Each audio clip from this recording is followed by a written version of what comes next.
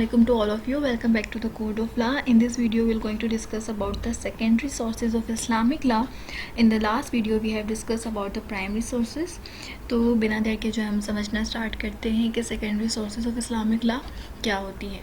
अब secondary sources जो है वो दो टाइप की होती हैं, एक होती हैं रैशनल, ठीक, और दूसरी होती हैं ट्रांसमिटेड। इस वीडियो में हम रैशनल सोर्सेज के बारे में पढ़ेंगे।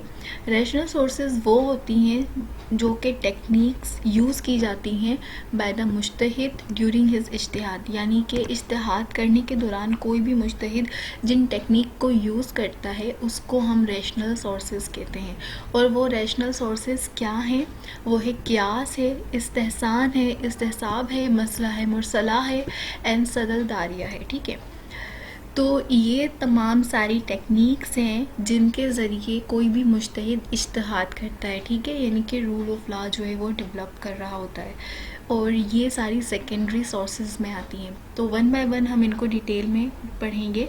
सबसे पहले हम क़ियास देखते हैं कि क़ियास क्या होता है। ठीक, क़ियास यानी कि एनालॉजी क्या है? In its literal meaning the word क़ियास मीन्स मेजरिंग और estimating one thing in terms of another, किसी और जायचे में रख कर उसको नापना, ठीक है, उसको जांचना किसी चीज़ को, उसको हम क़ियास कहते हैं। क़ियास की एप्लीकेशन इस तरह होती है कि पहले से कुरान, सुन्ना और इजमा में एक डिसाइडेड केस है, लाइक अ प्रेसिडेंट। अब हम क्या करेंगे, कोई एक नया केस आया है, हम चेक करेंगे कि जो इस डिसाइडेड केस में हुक्म अप्लाई हुआ था, तो जो भी उसके प्रिंसिपल्स हैं वो सारे सेम एज इट इज़ इस न्यू केस में भी अप्लाई हो रहे हैं। जो भी हुक्म इस केस में था क्या वो रेलेवेंट है इस न्यू केस से भी, और अगर नहीं है तो वो जो कॉज है उस हुक्म के एप्लीकेबल ना होने की, उसको हम इला ऑफ द हुक्म कहते हैं। ठीक है, तो क़ियास इस तरीके से होता है। अगर हम एलिमेंट देखते हैं क़ियास के, तो एलिमेंट क्या है? The case mentioned in the text with its हुक्म, यानी कि पहले से कोई एक केस मौजूद होना चाहिए सेम इशू के ऊपर, और उसके ऊपर जो भी प्रिंसिपल्स लगे हैं वो सारे मेंशन्ड होना चाहिए, यानी कि कुरान, सुन्ना और इजमा में सेम इशू जो है पहले से डिस्कस हुआ हुआ और उसके ऊपर जो भी प्रिंसिपल्स लगे हुए हैं वो भी मेंशन होने चाहिए। ये वाला केस जो है इस तरीके से सॉर्ट आउट किया गया था। उसके बाद द हुक्म of the set of facts mentioned in the text, यानी कि जो हुक्म अप्लाई हुआ, सेम वही बात, जो भी प्रिंसिपल अप्लाई हुए उस केस पे जो पहले से डिसाइडेड था वो सारे बताए हुए हों कि भाई हमने इन हुक्म के अंडर जो है इस हुक्म के हिसाब से, इस लॉ के हिसाब से हमने इस केस को डिसाइड करा। ठीक, और थर्ड एलिमेंट क्या है? द इला और the underlying cause that has lead to the हुक्म, यानी कि अब जो नया केस है उसके ऊपर ये हुक्म क्यों अप्लाई नहीं हो रहा, वो कॉज क्या है, वो इला क्या है। ठीक है, वो जो है वो होनी चाहिए लाजमी। और उसके बाद द न्यू केस और the set of fact for which the हुक्म has no been explicitly mentioned and which need a हुक्म। अब जो नया केस है उसके लिए हमें एक नए हुक्म की ज़रूरत है, क्योंकि इस केस से रिलेटेड हमें पिछला कोई भी प्रेसिडेंट नहीं मिल रहा, हमें कोई लॉ नहीं मिल रहा।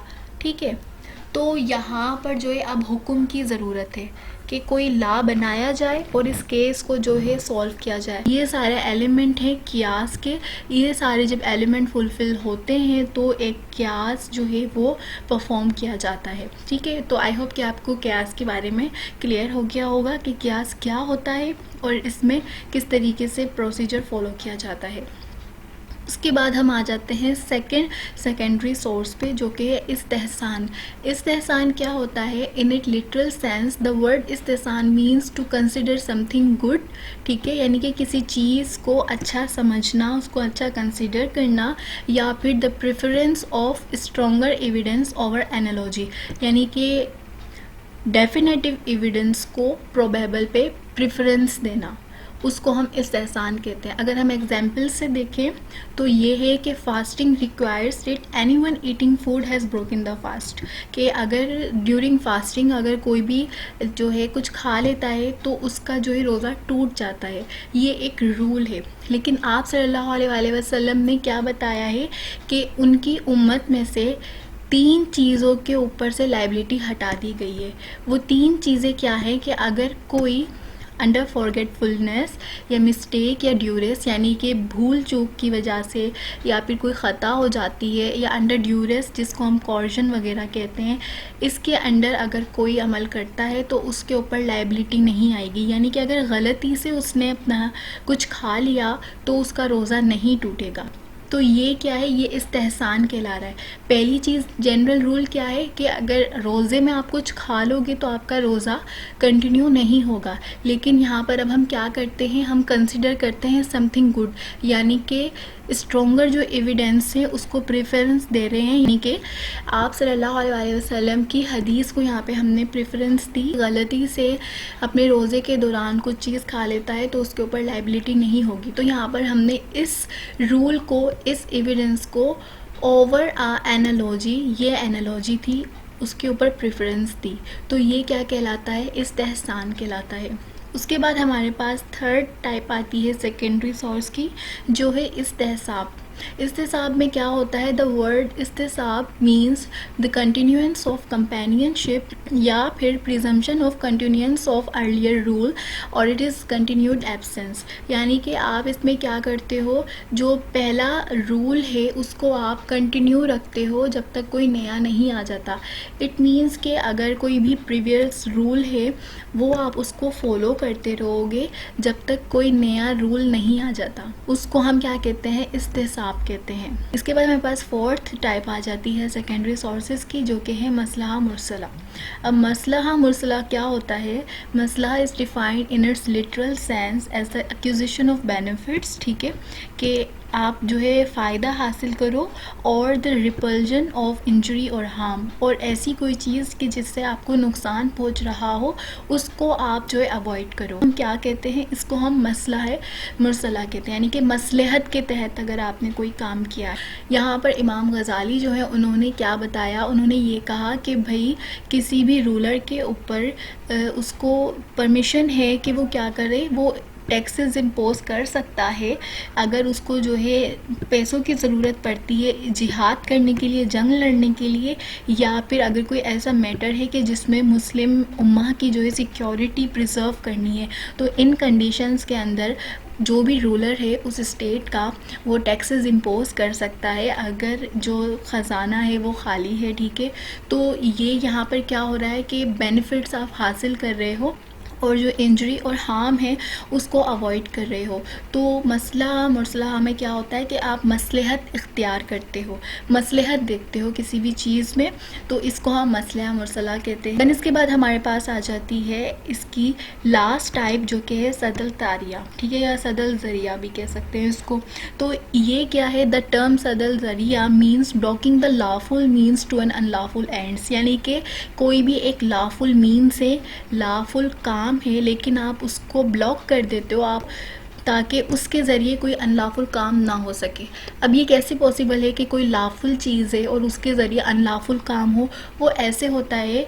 इसकी जो बेहतरीन एग्जाम्पल है वो ये है कि the cultivation of poppy has been banned in many countries because it is leading to the most cases to the production of opium and heroin हो।